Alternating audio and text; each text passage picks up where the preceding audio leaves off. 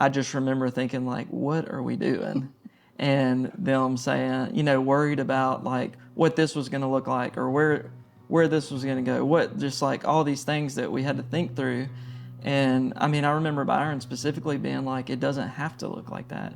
It's y'all's story, and God's writing y'all's story.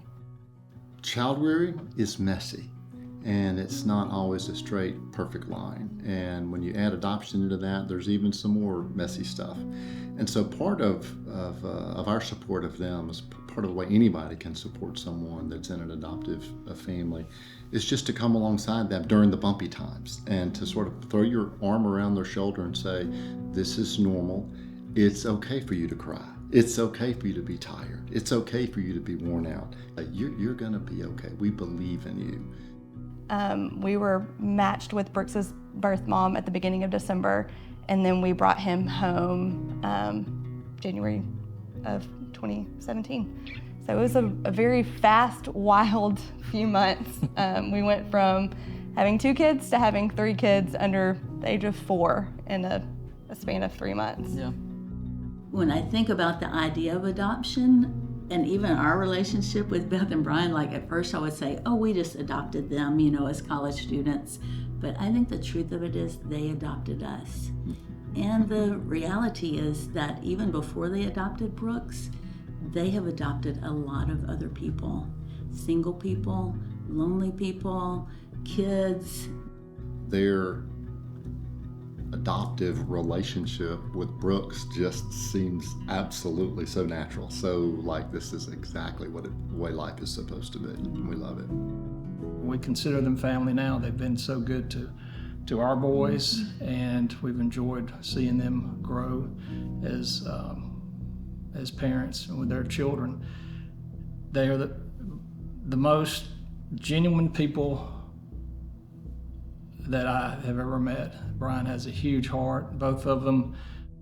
And that's kind of like, I think my thing with both Tracy and Melinda. Like if I ever have a hesitation about like, is this the right thing, or should I do this thing or not, and I don't want to talk to one of them about it, then like I know, like, okay, that's a red flag, like, because I know that they're gonna be honest with me and not just tell me what I want to hear, but what I need to hear, and usually that's pointed towards truth and prayer.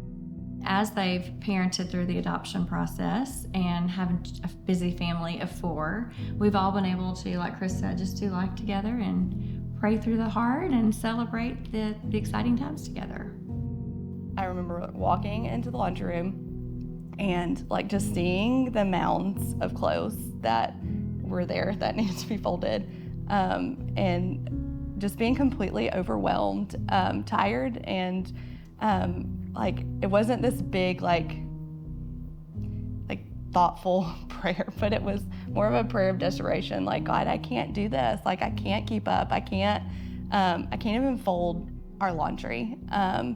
And like saying something along the lines of like, I need help. Like, and so like came out, and I mean, not even 5 minutes later, like checked my phone, and I had a text message from a family friend, who, was like somebody that we talk to often, but not like on a day-to-day basis. And she texted me and was like, Beth, I know you're gonna probably think this is really weird, but I feel like God has told me that I need to come fold your laundry.